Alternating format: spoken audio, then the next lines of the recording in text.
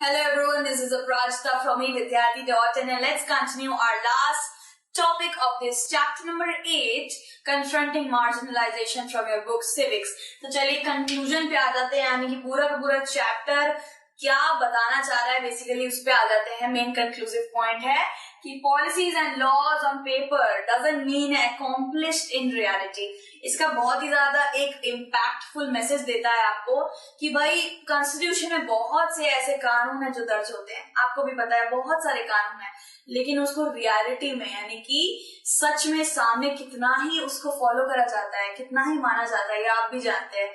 ठीक है, फिर क्या आता है, फिर यहाँ पे यही बता रहे हैं कि पॉलिसीज और लॉ बनाने में लोगों को बहुत स्ट्रगल करना पड़ता है, उसको ट्रांसलेट होने में भी, कॉन्स्टिट्यूशन में दर्ज होने में भी बहुत स्ट्रगल लगता है.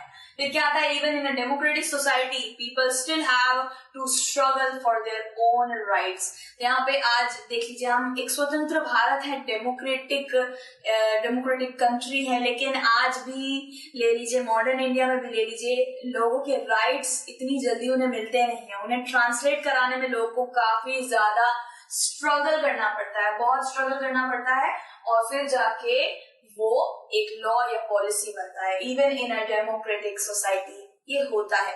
ठीक है, आगे हम यही बोलेंगे कि भाई हिस्ट्री में हमारा जो इतिहास है उसमें इक्वालिटी, फ्रीडम, लिबर्टी कोई नया सब्जेक्ट नहीं है. लोगों को हर एक पर्टिकुलर प्रॉब्लम के ऊपर इक्वालिटी एंड जस्टिस चाहिए होता है. सो ऐसे मॉडर्न इंडिया ले लीजिए, कैसा भी इंडिया ले लीजिए, धीरे धीरे करके इमर्ज आती रहती है, प्रॉब्लम इमर्ज होती रहती हैं, और नए नए कानून और लॉ क्या होते रहते हैं, दर्ज होते रहते हैं हमारे कॉन्स्टिट्यूशन में. ठीक है भाई, दिक्कतें कभी कम नहीं होगी और उसका समाधान निकलना भी कभी कम नहीं होगा. ठीक है, सो हमने ये पूरा चैप्टर नंबर 8 हमने पूरा कंप्लीट कर लिया है.